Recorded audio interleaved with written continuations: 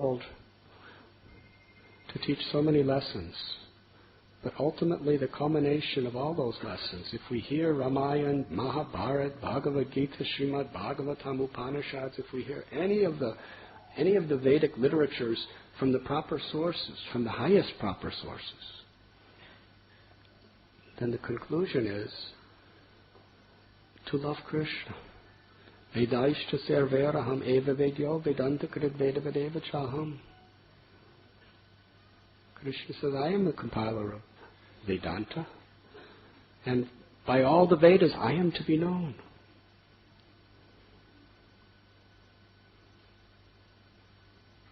In fact, the Srimad Bhagavatam teaches, and Lord Chaitanya Mahaprabhu emphasized, that a devotee is not interested in any of the 5 types of liberation. Isn't even concerned with having bodily features like the Lord eternally, having the same opulences, living on the same planet, being the constant associate. Devotee is not concerned with any of those. A pure devotee simply wants to serve in any situation, according to the Lord's will. Narayana Parayana Sadulabha Prasantatma Kotishvapi Mahamune. The Lord Shiva said about Chitraketu Maharaj, just see Parvati Devi, just see. This is the quality of a pure Vaishnava. Doesn't care anything about him or herself. Is only concerned with serving the Lord and pleasing the Lord. Swarga Pavarga Narakeshu. Whether the devotee is in heaven or whether the devotee is in hell, it's not his interest. Wherever the Lord wants him to serve, he's grateful, happy, and blissful to serve. That is the highest transcendental plane. The gopis of Vrindavan,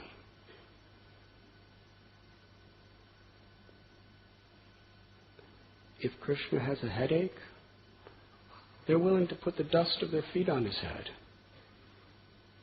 And if it means, for that offense, going to hell for millions or billions of years, they don't mind suffering in hell if it will give some pleasure to Krishna. Now, would Krishna allow such a devotee to go to hell? Vasudev Dutt understood that Sri Chaitanya Mahaprabhu's mission was to give love of God to the people of this world.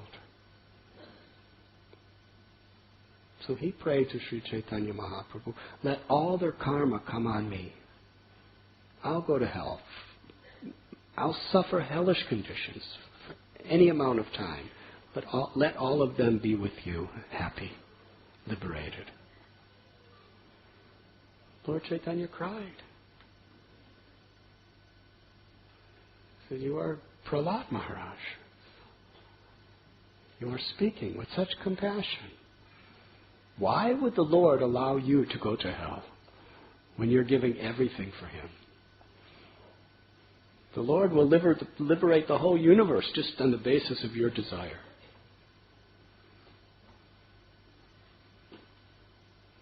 And Krishna told gopis, when they took so many risks going into forest, giving up their social position, causing so much anxiety to their loved ones, they didn't want to do that. They were soft-hearted, loving ladies.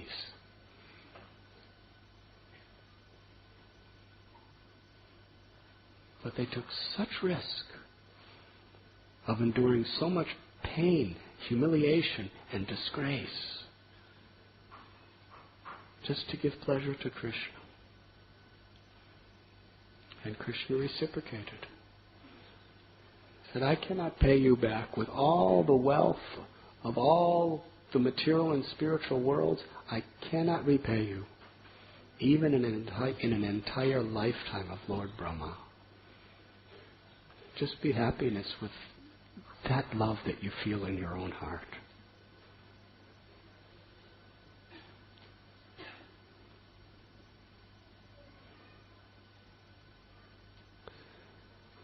Dasharath was the emperor of the world. His capital was Ayodhya.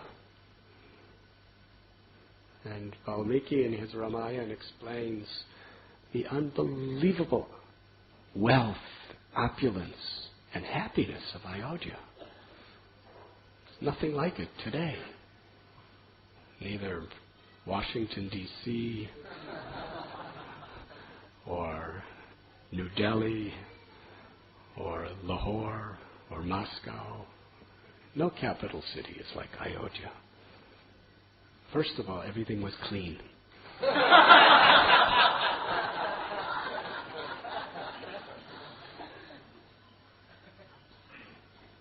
For those of you who are proud about Bombay, I think I told you I saw a survey by some international agency, and of all the cities in the world, Bombay is, what, 7? Number 7, as far as the 7th dirtiest city in the world.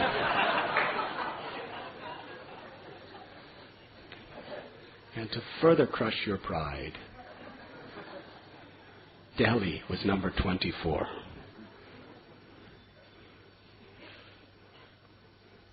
And Calcutta is so clean it wasn't even on the list.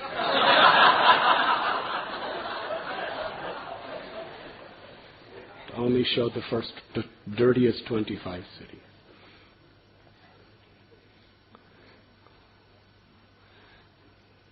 So everything was beautiful. Ivory walls in his palace, ivory furniture was lit with emeralds and diamonds and rubies and jewels, millions and millions of them everywhere. Practically what we use by building with cement, they use diamonds, emeralds, rubies, and sapphires.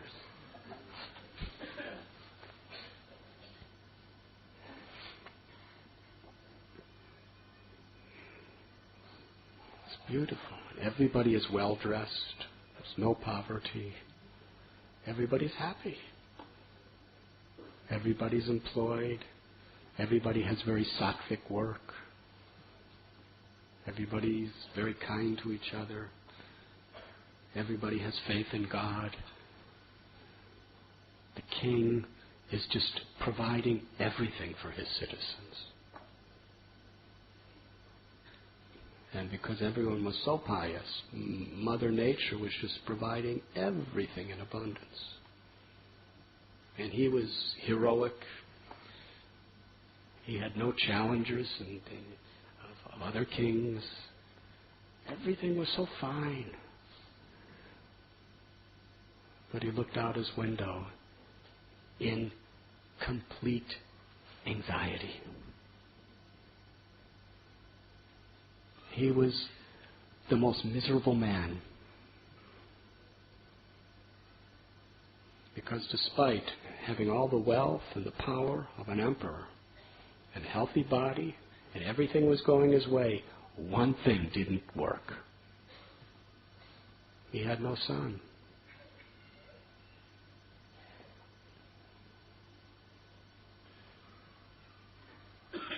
Now, as a king, in the solar dynasty, there was Vibhiswan, Manu, Ikshvaku. From that time, there was a line of kings who were all sons of the original king.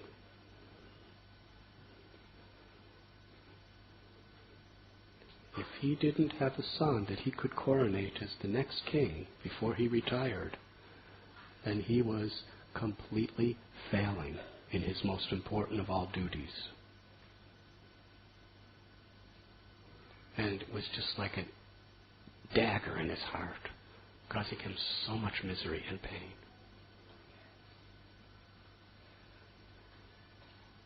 He approached the Brahmins, he wanted to do yagyas, he was doing so many things. That subject we will discuss tomorrow.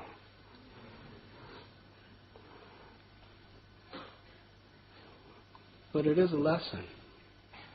Whoever you are, whatever you may be, still, that hawk is there to cause you to suffer. And it's very powerful.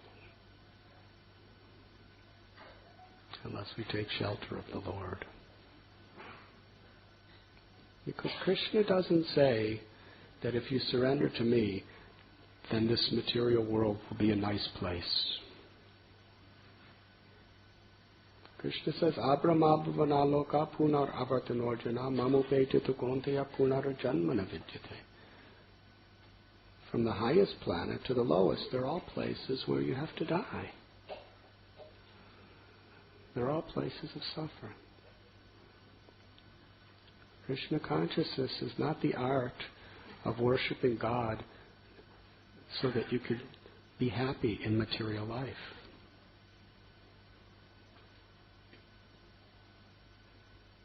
Krishna consciousness teaches the only real happiness, which means to transcend material life.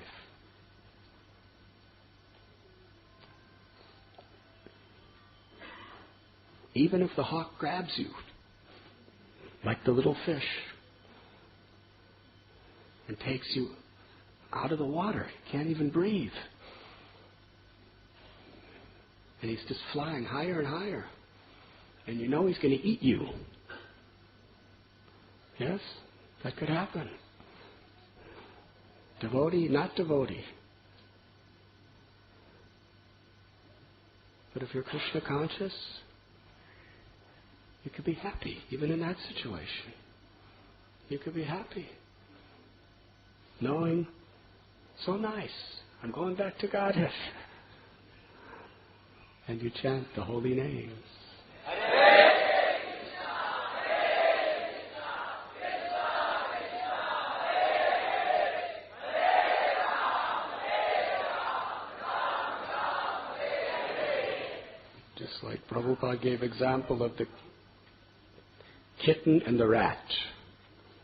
The rat is in the mouth of a cat and sees the cat as death personified. The kitten is in the same mouth and sees the cat as a most loving, protective mother. So even death, even the most difficult situation, for one who has not taken shelter, it's very inconceivable, very painful. But for one who takes shelter, whatever situation, we know it's just going to bring me closer to the Lord if I just remember Him with faith and chant His holy names.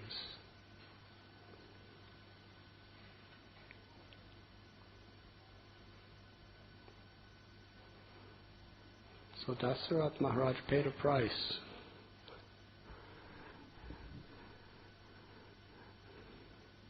But because he turned to the great sages and he worshipped the Lord, through that anxiety, the Supreme Personality of Godhead became his son.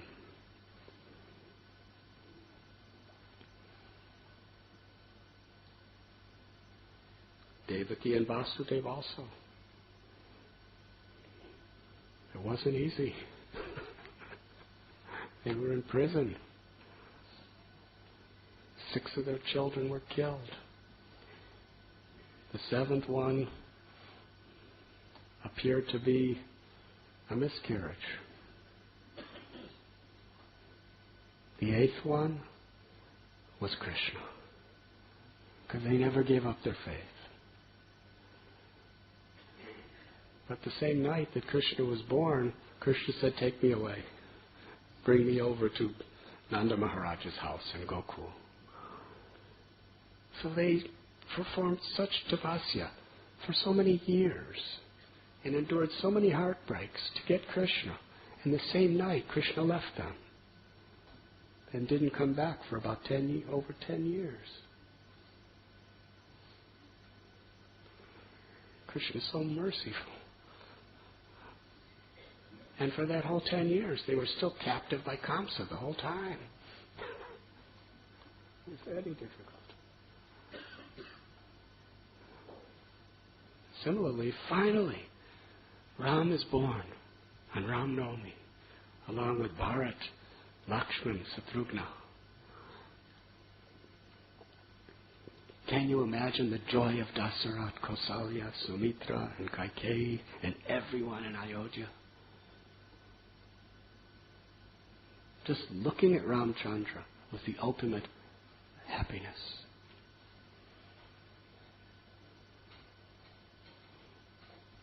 But then one day Vishwamitra Muni comes.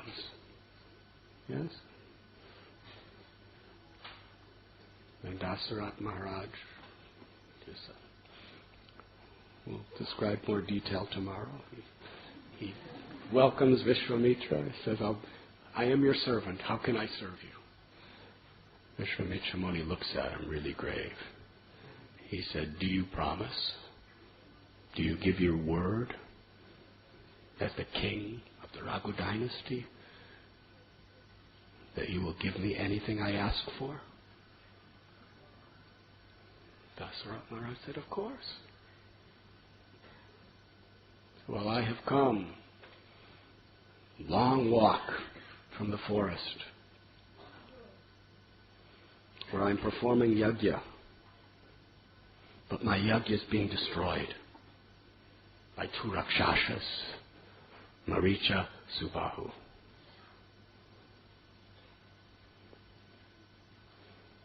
Give me your eldest son, Ram, to go to the forest to dispatch those rakshasas. And I'll bring him back in about 10 days. Dasarath said, he's only a boy. He's not even 16 years old. He hasn't even finished his training in fighting. He's never fought. He's never been in a battle his whole life. And Rakshasas aren't humans. Rakshasas are a race that are above the humans in power, in their mysticism. He says, I know how dangerous Rakshasas are. They're so cunning. They're so divisive. They're so powerful.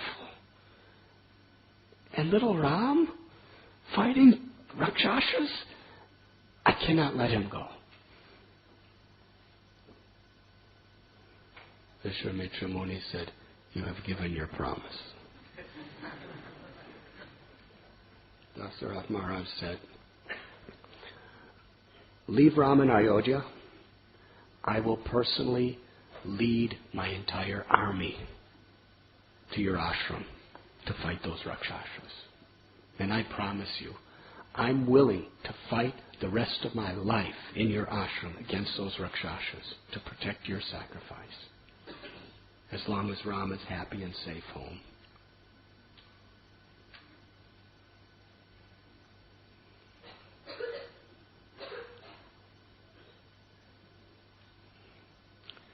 Vishwamitra Muni became very angry.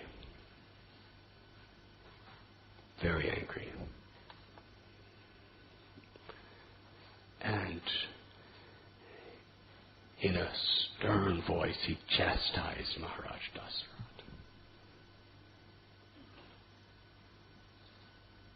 He said, you think you can help me? These two Rakshasas have been sent by Ravana. It's below his dignity to just be ruining the sacrifices of sages like me. So he sends his representatives. but he's right behind them, ready to fight. Dasharath Maharaj, when he heard Ravana's name, he said, I have heard news about this Rakshasa. Nobody can stand before him. What can I do? What can all my armies do? He could single-handedly destroy my entire army.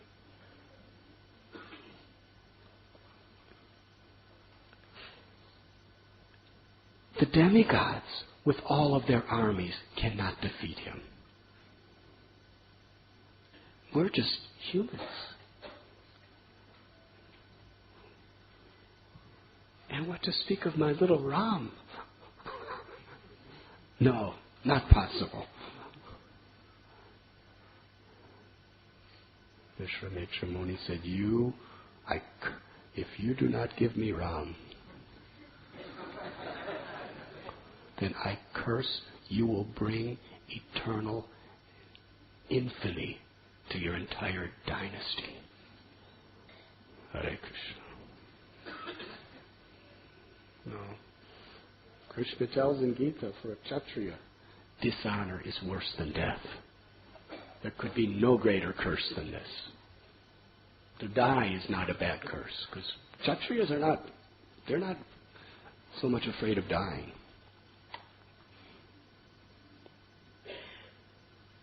But to be dishonored, to dishonor your entire dynasty, that is a fate billions of times worse than death for a Kshatriya with integrity.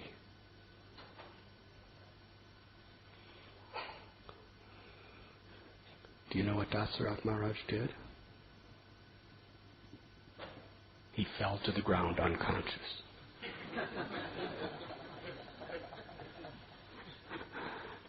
Then Vasishtha Muni took him aside. And he said, send Ram. Vishwamitra Muni himself can destroy those Rakshasas. I have seen his powers. He used to be a king. He worshipped Lord Shiva and has all the astras of Shiva to use. He's very powerful. But he's not fighting because he already told us that he could kill these demons effortlessly. But because he's performing the yajna, the rule of the yajna is he's not allowed to get angry, or else the whole yajna is spoiled. And to fight them and kill them, he has to get angry. So therefore he's coming to ask for Ram. But he'll teach Ram all the weapons that he has, and he'll protect him. And besides that, King Dasharath, it's already been told to you that your son is the Supreme Personality of Godhead. There's no fear, there's no harm. He will be perfectly safe. Send him with Vishwamitra Muni immediately, because he's really angry. And I know what can happen if he gets angry.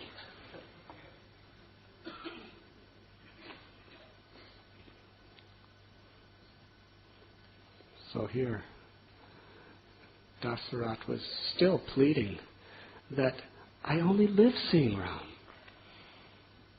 If an hour passes, I can't cope with life if I'm not seeing him. How could I possibly tolerate him going away from me? So here we have life. First, he's so miserable because he doesn't have a son. And then he's so blissful because he has a son. And now he's so miserable because of his son.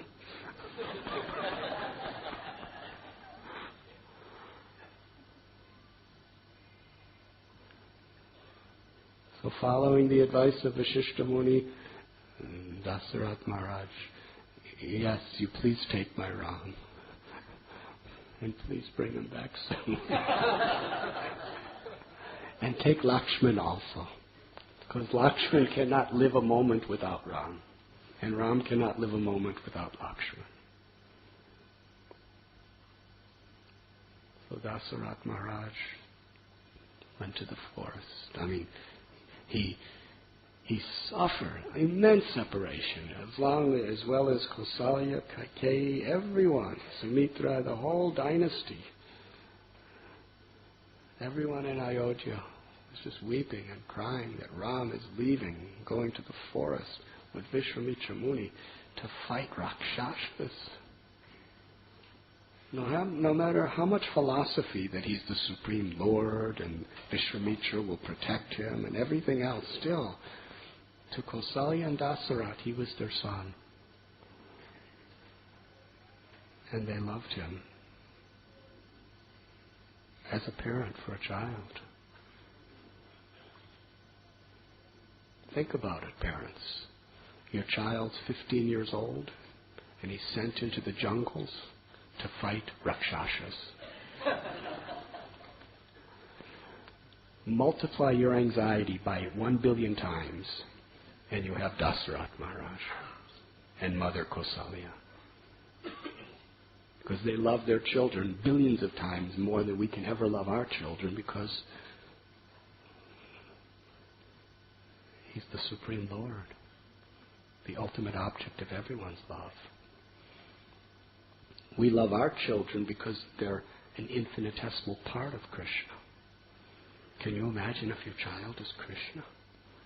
What kind of love that invokes?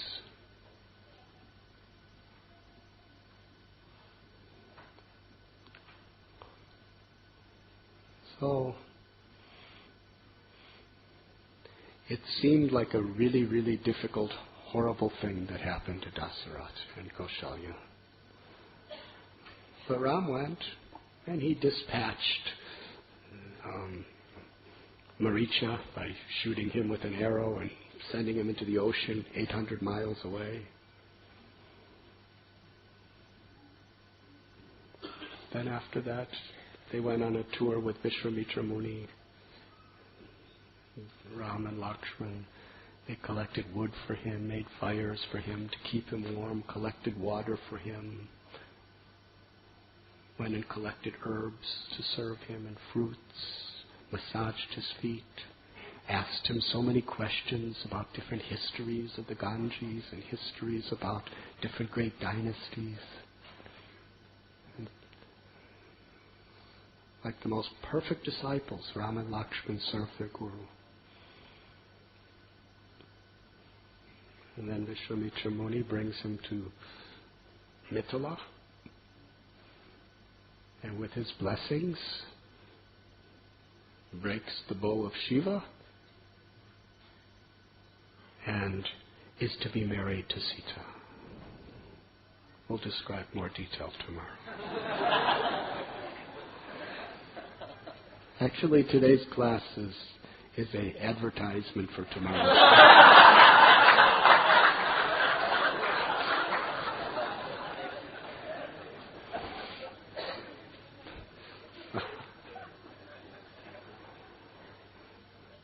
So then Janak Maharaj, the father of Sita, is overwhelmed that Ram will be the husband of my daughter. The greatest kings, demons, demigods, they all came down to get Sita, but nobody could lift that bow.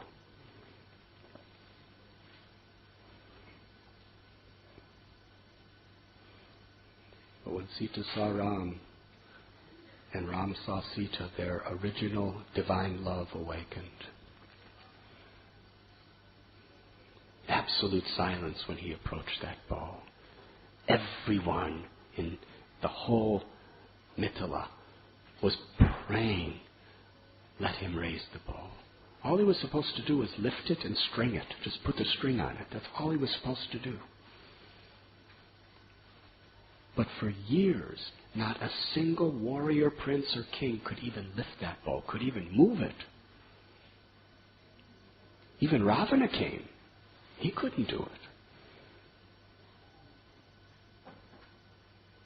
it. It took 300 gigantic men to move the bow into the assembly.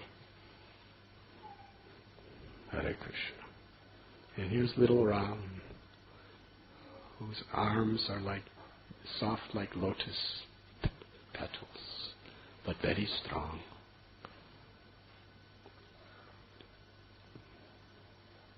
First he touched the feet of his guru, Vishwamitra Muni. Vishwamitra Muni gave his blessings. And Ram circumambulated the bow out of respect for Lord Shiva and looked at it, put his hand around it. Total silence. Sita's heart was thumping. Please, please, please. Janak Maharaj, he was just like overwhelmed.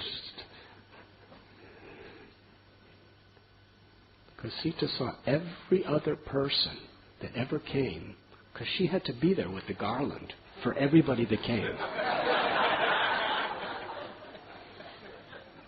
All these big Kshatriyas were coming, and she had to stand there with the garland. She was just praying, I hope he doesn't do it.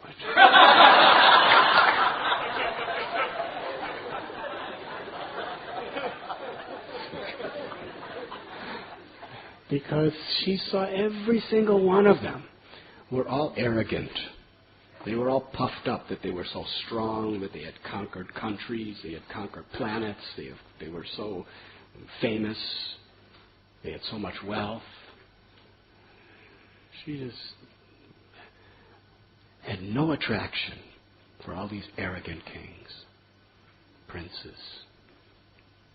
But Ram, he was just the embodiment of humility, graciousness, respect to his elders. All the others, they would come and say, I'm going to lift that thing. Give me the bow. Bring the bow. I will do it.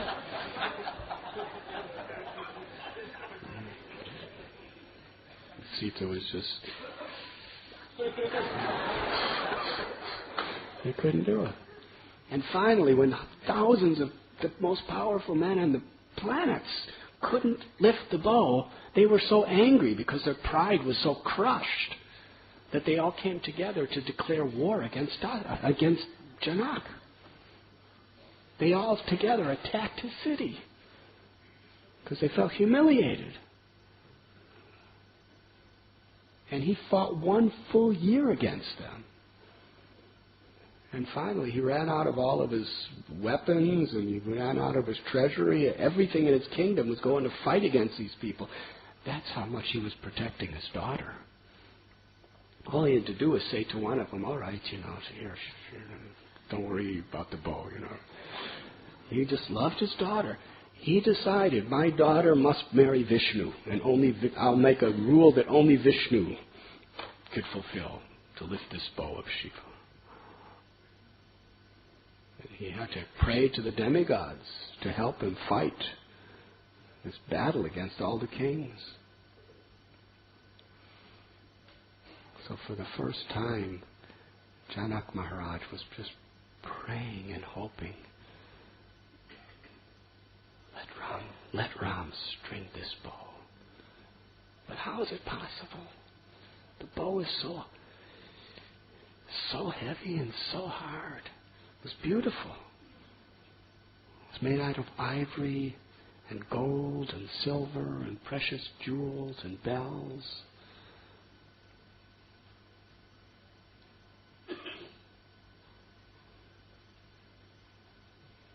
Ram, unlike everyone else, he didn't brag.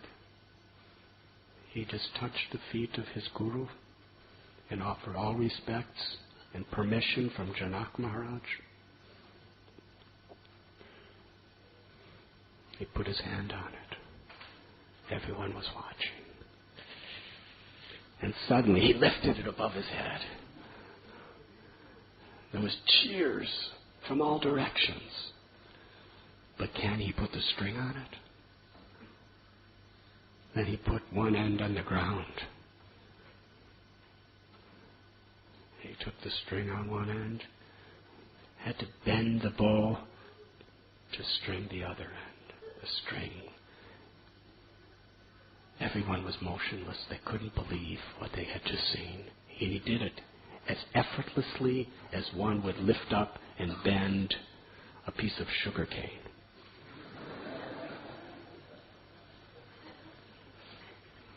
But then the Lord wanted to please Sita even more. So now that the string was on, that's all he had to do. He already won. He pulled the string back so far.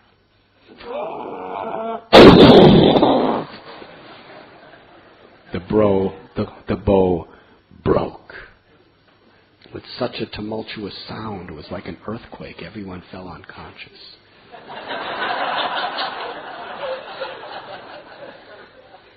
Except Janak, Sita, Vishwamitra, Muni, Lakshman, and Ram. Everyone else there was unconscious. And when they came to consciousness, they saw what the Lord had done. It was beautiful. The demigod showered flowers. Everyone in Mithila was dancing and singing and crying. And then Sita was so sweet that she just waited for her father's instruction. The father instructed her, and she came with the garland. She looked at Ram's feet. And somehow she just slightly glanced toward his eyes, and he glanced at her eyes, and then she looked down again. But that moment of glance just absolutely filled both of their hearts with unlimited ecstatic love for each other. And Sita placed that golden garland around the neck of Ramachandra. And the whole of Mithila went into an ecstatic celebration.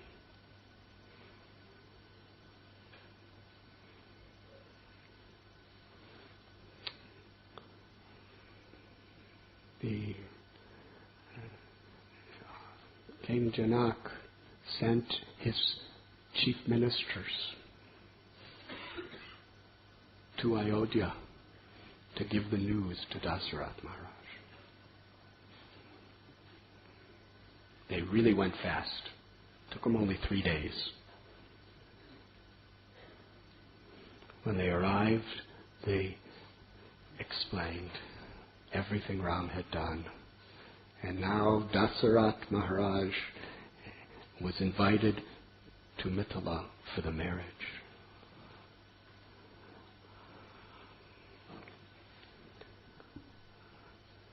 Dasharath Maharaj, he heard all about Sita. And Maharaj Janak was the person of all the kings in all the world, he honored and loved him as his best friend. It was the ultimate fulfillment of his desire. That Ram, he told his people, he said, I was just discussing with you about how we should arrange for Ram's marriage. But who? And just at that point, Vishwamitra Muni came and took him away. And what appeared to be the most devastating thing in Dasharath's life was the cause of the happiest moment. Yes? He was praying, begging, suffering that Ram was going to be taken away. But because he was taken away, everything changed. Now he's going to marry Sita.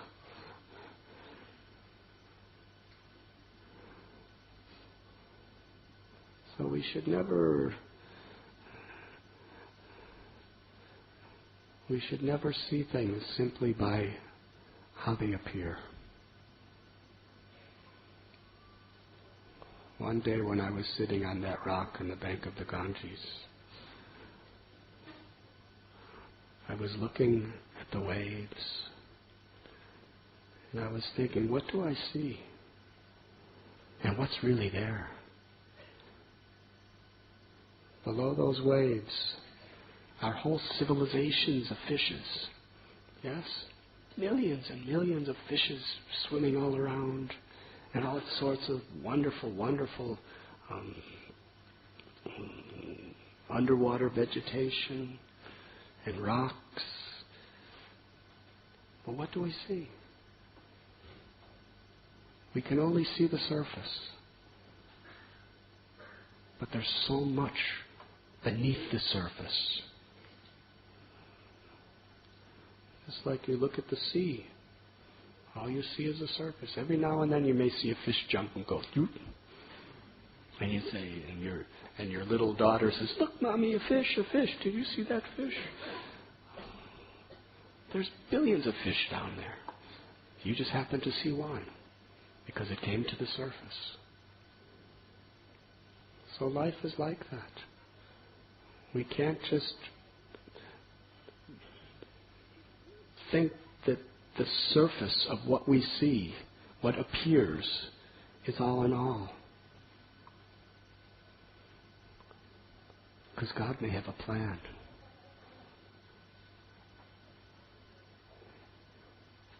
And for devotees, God always has a plan, if we simply cooperate. Whether it's success or failure, honor or dishonor, pleasure or pain, or even a tragedy, or even something that's just the fulfillment of our desires. Don't be content just reacting to what's appearing before you. Try to understand that there is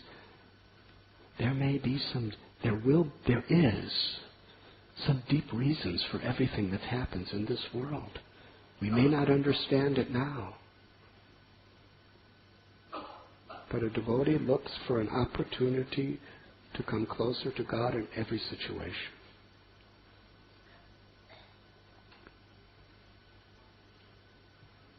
Yes, when things appear at its worst, that Rama is being taken away from us, it may be just an arrangement to get Sita as your daughter-in-law. Does that make sense? As an analogy.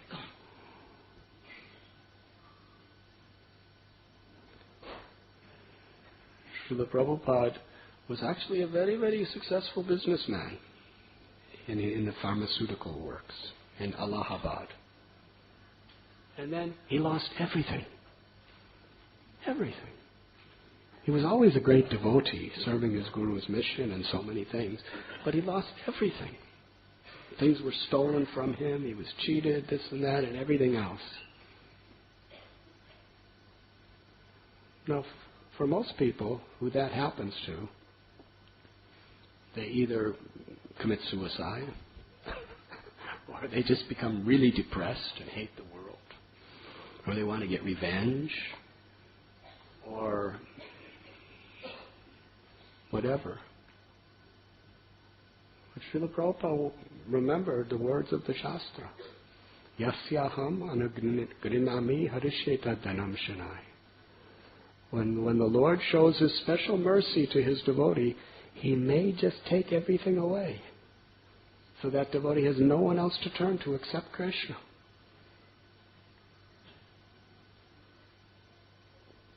So this must be happening, Prabhupada, to bring me closer to fulfilling my Guru Maharaj's desire. Yes? So he lost everything. And he ended up going to Jhansi and later on to Vrindavan with nothing. With nothing at all.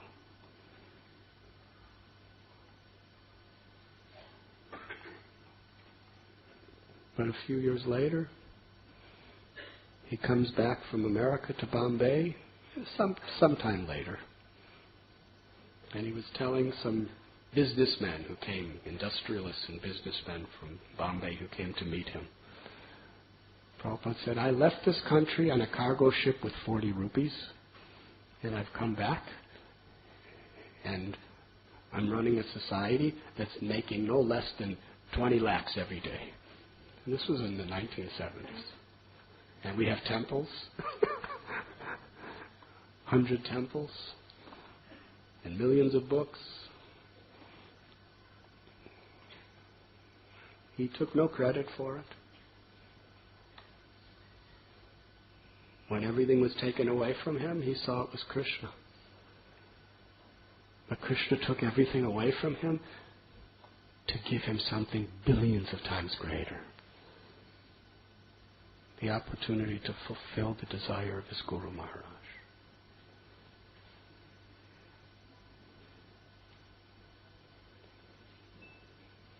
Now he may not have been thinking, he may not have known, he may or may not have known the exact details of what's going to work out when everything was taken. But he had faith that Krishna has a plan. And when he was on the Jaladuta, and he was getting a series of heart attacks, with no doctors, and no hospitals, nothing. He was just alone, just sitting there, just suffering heart attacks, and seasickness on top of the heart attack.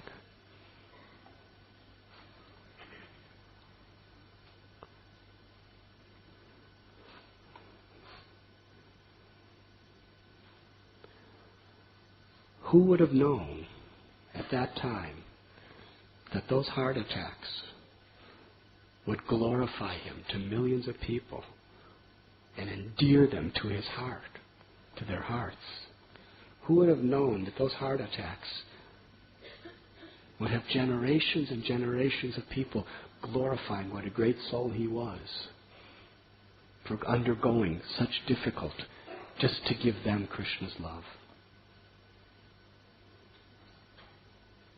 Yes, when we think about Prabhupada, that situation on Jaladuta really does endear us to his heart. Endear him to our hearts. He went through all that out of compassion for us. No other reason. He had nothing else to gain except to give us love of God. When it was happening, it appeared terrible. But Krishna transformed it into one of the greatest historical pastimes of Vaishnava history.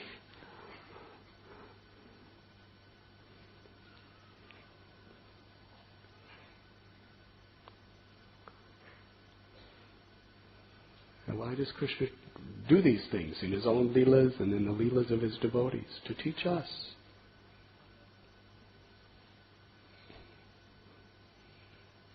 And whatever situation may come, is when you take to Krishna consciousness, don't think that that means your whole material life is going to be prosperous and nice and happy and everyone's going to like you and your business is going to be good. It might.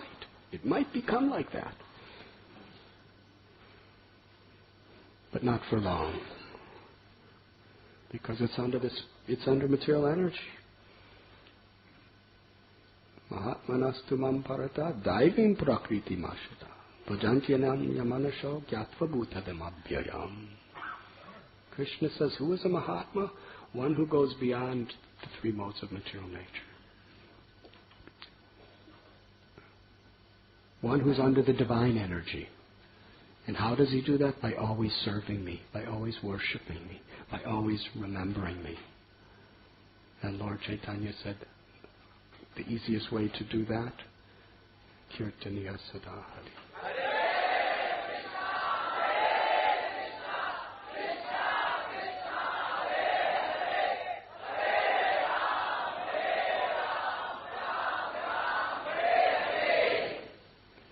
So when we become devotee, we learn to see the opportunity to take shelter and access the empowerment and the love of Krishna in every situation in life. That's the beauty. If things go well, wonderful. If things don't go well on the material platform, wonderful.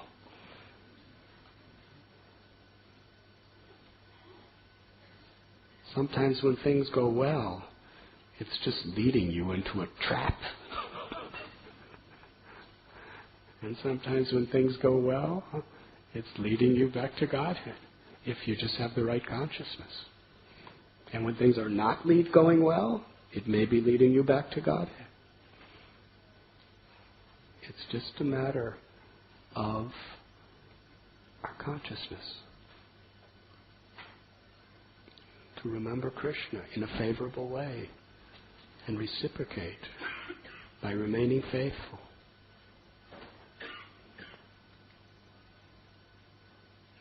So Dasharath Maharaj, it was the happiest thing that could possibly be. The union of the dynasties of Janak and Dasharath. Ram is married.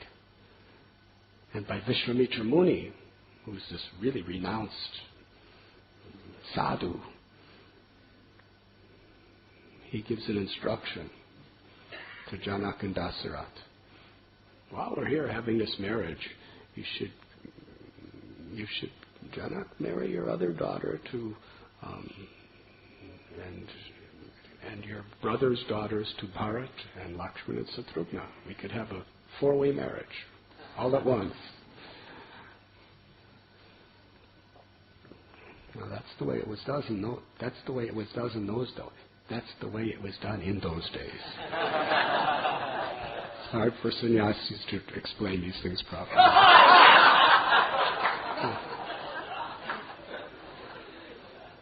Vishwamitra Muni told them to do it. Immediately they were blissful. Yes, very good, very good. They were all married. So now Dasharath Maharaj is the happiest man. And Kaikeyi, Kaushalya, Sumitra, they're very happy ladies. But how long did that happiness last?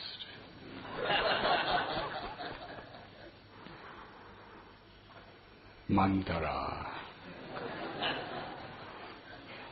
But we'll tell that story tomorrow.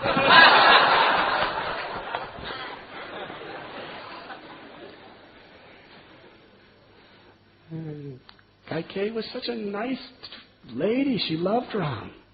But just due to bad association, she became so envious.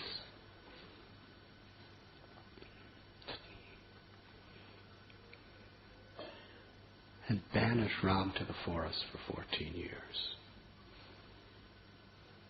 And Sita left. And Lakshman left. Unbelievable. The whole city of Ayodhya was devastated. Nobody could understand anything except that this is just horrible, a fate worse than death for everyone. But the plan of the Lord was, this was what was required in order to get Ravana and his dynasty. And even for Sita Ram Lakshman, when they were living in Chitrakoot, they were really happy. Even Sita and Ram were discussing at the Kamagiri, saying, this is nicer than Ayodhya. So nice, beautiful trees and mountains, Mandakini Gangas flowing, and pure-hearted sages. We can sit and hear their kathas and serve them fruits and roots and berries. Just in this beautiful natural scene. Most wonderful place in the world. Sita was so happy. But how long did that last? They were happy because they were together.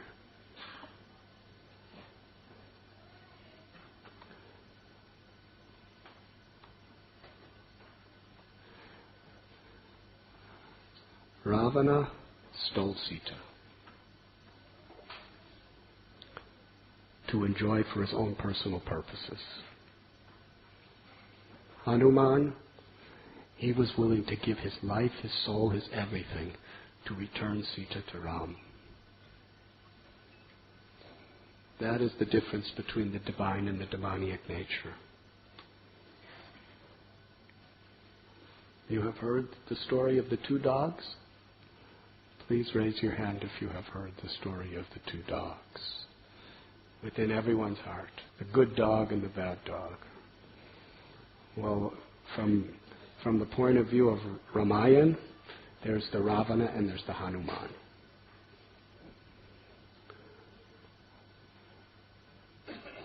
Ravana is willing to risk everything to take Sita, the property of God, to enjoy for himself. And Hanuman's willing to risk everything to give his life and soul to have the joy of seeing Sita with Ram. That is the difference between material consciousness and spiritual consciousness.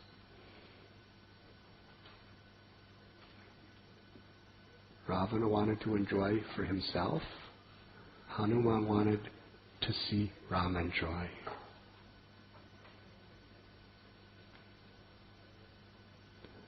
And we all have both of those forces within us.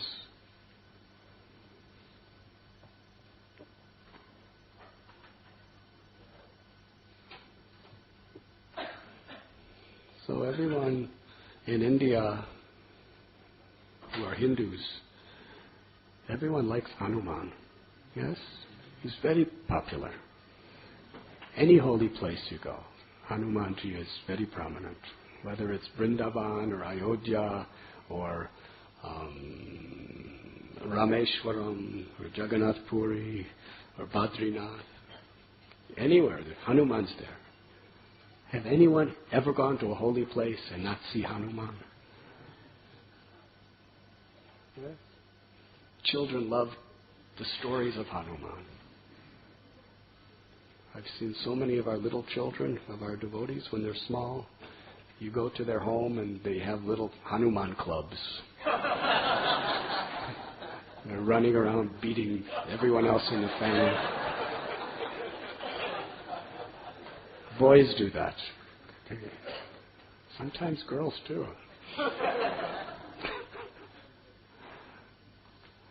But yes, Hanuman's very popular. But actually, Hanuman's a very serious subject. He may be popular, but what is he trying to teach you? And how much are we following? Today, even Ravanas like Hanuman, as long as they don't understand what Hanuman's actually doing. Yes? We're just thinking it in terms of we're worshiping Hanuman, praying, let me enjoy Sita. She's the goddess of fortune. All material energy, everything is the fortune representing Sita. It's all meant for the service of the Lord. Patram pushpam palam toyam. Krishna says, offer me a leaf, flower, root, or water with love and devotion, I will accept it. Everything in creation is meant to be offered to God with love and devotion. That was Hanuman. But Ravana wants to take those things and enjoy it himself. It's mine. It's mine. It's mine. So we shouldn't worship Hanuman asking him, give this to me to be mine. But that's what many people do. Hanuman performed his wonderful Leela by the arrangement of Lord to show the world what real devotion is. We cannot imitate him. Very difficult. Jumping across oceans. Flying in the air with mountains. Very difficult. But in our own little way, whoever we are, we can follow in his footsteps. By just dedicating our energy and our heart to pleasing the Lord, serving the Lord, doing the will of the Lord.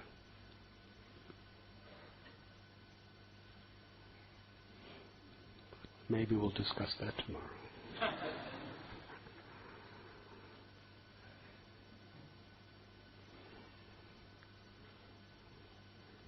These wonderful occasions are wonderful opportunities to meditate on what our priorities should be in our life. and how to live our life through all the circumstances that may come in such a way that we come closer to our goal, which is prema bhakti, love for Krishna. And that is possible if we have a good foundation that we build our life upon. If we're sincerely chanting the holy names every day, we're chanting our 16 rounds every day, or if we haven't come to that point, regularly chanting, sincerely, attentively each day. We're hearing kathas, we're studying Srila Prabhupada's books. We're associating with devotees who bring out the divine qualities that are within us, who give us strength. Those simple activities is foundational, so that whatever happens, we have the right consciousness to see below the surface and see the opportunity to grow. But if we do not have good sadhana, and we do not have good association, we will not have the intelligence. God will not give us the intelligence to make the right choices, either in what appears to be the good or the difficult things that may come upon us. We may be successful and make the right choice. There may be a crisis and we make the right or wrong choice. It's not important. What's important is we make the right choice. And for that we need this strong foundation.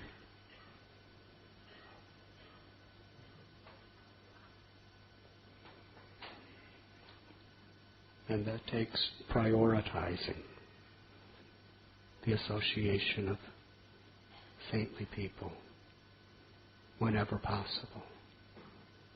Every day, nourishing our heart by hearing the glories of the Lord and chanting the holy names of the Lord. Thank you very much. Hare Krishna.